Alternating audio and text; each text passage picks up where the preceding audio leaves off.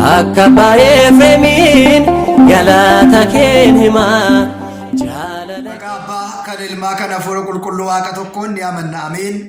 Kabajamootaa fi jaallatamoota maatiiwwan waaqayyoo hundumti keessan hordoftoonni amantaa ortodoksiis alas immoo kan jirtan hundumti keessan akkam jirtu akkam dhageessan nagaan isin gaafadha. Yoodaan kan dhugee waaqni keenya galannii fi ulfinni teessoo isaa aariyaam irratti isaaf haa ta'u. Yeroo darbe kutaa tokkoffaa fi lammaffaa keessatti waa'ee kabaja fannoo ulfina fannoo waliitiin ilaalleerraa yaada xiqqoo eegalleerraa isa sana hin goolamne keessumaati. Fannoon waa'ee fannifamuu Kiristoos yaadachuudhaan kiristaanotaatiif mallattoo fayyinaa meeshaa lolaa daabiloos ittiin injifannuuf mo'annu ta'ee kan nuuf kennamedha. Maarree har'as kutaa sadaffaa keessatti fannoon hin barbaachisu. Jarri kun isaanii galee miti fannoo kan dhungatanii. Jarri kun baratanii miti wangeela isaaniitiin fannoo kan qabatanii warra jiraniidhaaf bu'uurri wangeeladha.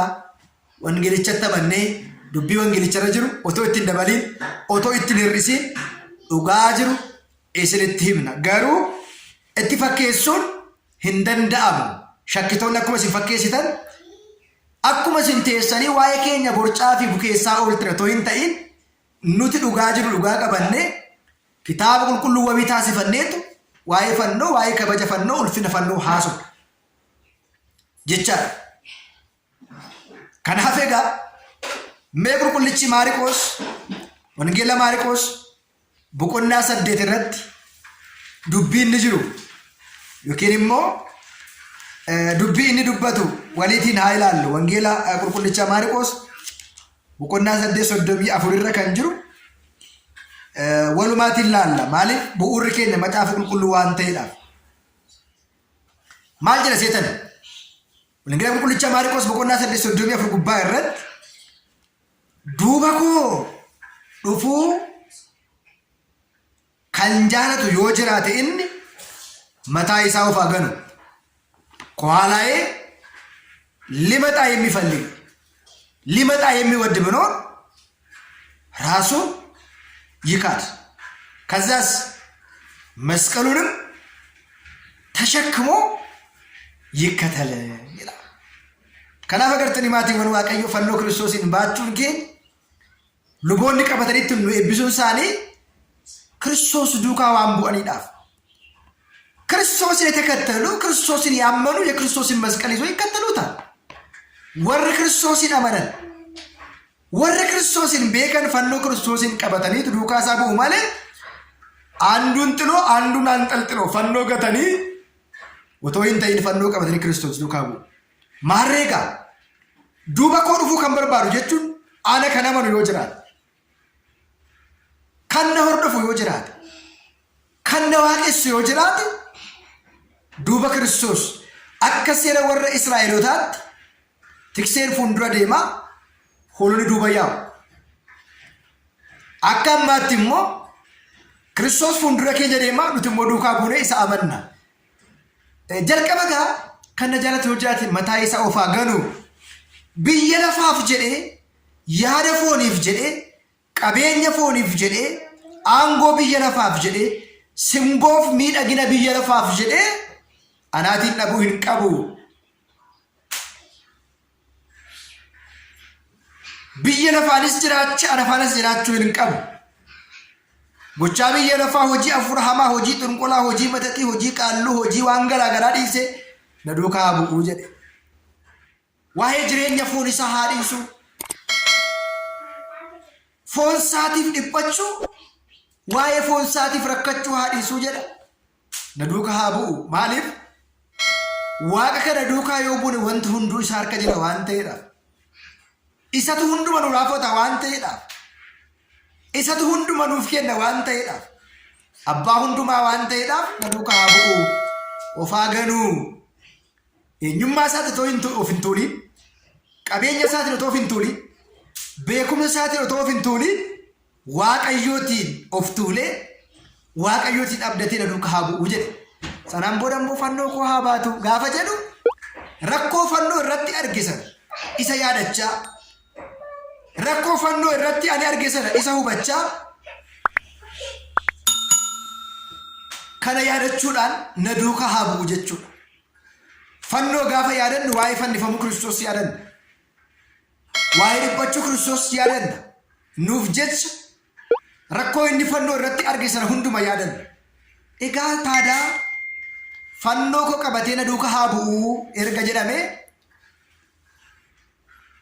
warri manaafiqii shakkitoonni maaliif har'a fannoo jibburee isa jedhu deebisaa isiniifan dhiisa. Buloonni keenya sagalee kanas dhaga'an maaliif kan isaan fannoo jibban? Fannoo Kiristoosin gannee otoo hin ta'in fannoo Kiristoosin qabannee isa duukaa bu'uu qabna malee kan na jaalatu fannoo koo baatee duuba koo haa dhufuu jedhe tokkoffaan fannoo irratti rakkoo inni arge sana yaadachaa dhiphina fannoo irratti inni qaqqabe hubachaa na duukaa haa bu'u naa amanu jedha. Wangeela Qulqullichaa Maatewos boqonnaa 10 gubbaa irrattis yaaduma kanatu jira. Duuba koo kan dhufu hoo jiraate inni of haa ganu fannoo koo qabatee inni na duukaa haa bu'u jechuudhaan Wangeela Maatewos boqonnaa 10 gubbaa irrattis lakkoofsa 38 kaasnee gaafa ilaalu maal jedheetanii fannoo koo kan hin qaban ilaalaa. Kiristaanonni maaliif fannoo qabatu? Isin maaliif fannoo qabattu? Isin maaliif fannoo dhungattu? Warra jedhuudhaaf deebii qubsaa deebii gahaa ta'uusaa hubachuudha. Wangeelatti warra amanuuf jarri kun ani keessa kootti gaafilattuuma ciruma wangeela baachuu malee dubbisuun hin jiru isaan kana bira hin dubbisanii kana wangeela kana akkatti bananii adda laalanii waan jedhu itti himamuuyyi bakka jarri kun kan isaan beekan holola bichaadha kan isaan beekan dhugaa dubbachuuf ta'an beekumsa hin qaban holola qofa haasa'uudha holola soba holola dhugaa hin taane haasa'uudha. Kanaaf egaa fannoo kan hin qabanne duuba koo kan hin hordofne anaaf ta'uun isa irra hin jiru. Lubbuu isaa kan argatu ni balleessa. Lubbuu isaa kan argatu ni balleessa. Lubbuu isaa immoo waa'ee kootiif kan balleessu ni argata jedheetu Qulqullichi Maatewos fannoo irratti eefa bilisaatiin jecha kana ibsa. Qulqullichi Salamoon macaafa fakkeenyaa boqonnaa 6 lakkoofsa 20 gubbaa irratti immoo waan jedhu ilaalaa. Macaafa fakkeenyaa boqonnaa 6 lakkoofsa 20 gubbaa irratti Qulqullichi Salamoon dursee waa'ee fannoo kanaa akkana jedheetu dubbata. Innis maal jedhaa? Yaa ilmoo koo jedha. Yaa ilmoo koo ajaja abbaa kee eegi. Seera haadha kee hin dhiisin. Yeroo hundumaa laphee kee keessa kaawwadhu. Morma kee irrattis immoo hidhadhu. Yeroo deemtu karaa sitti argisiisa. Yeroo raftu immoo si eega. Yeroo kaatu immoo si haguuga. Ajajni ifa, seerri immoo ifadha jechuudha kaa'ee jira. Kanaafidha fannoo morma keenya irratti kan hidhannu. Kanaafidha fannoo kan dhungannu. Morma kee irratti hidhadhu. Seera abbaa keeti, seera haadha keeti.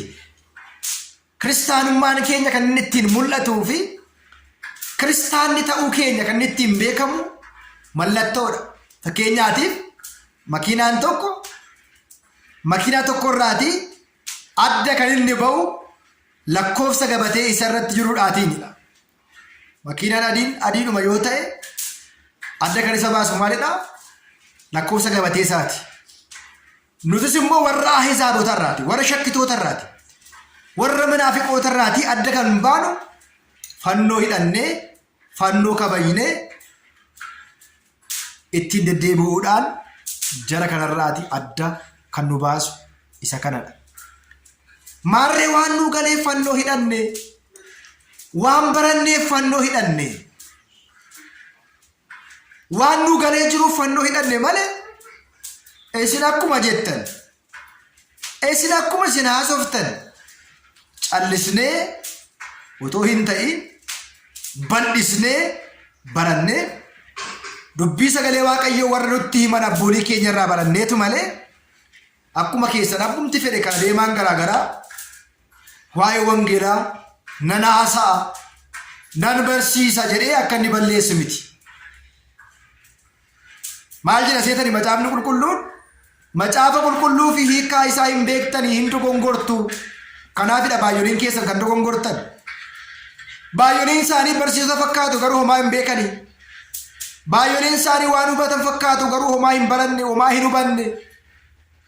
Kanaafidha Waaqayyoon laphee hubannoo akkasii kennu wangeela qofaa barattanii, wangeela qofaa amantanii, wangeelicha seeraan akka laaltan ergaa sii dabarsuudhaaf kutaa 3ffaa keessatti itti fufaa.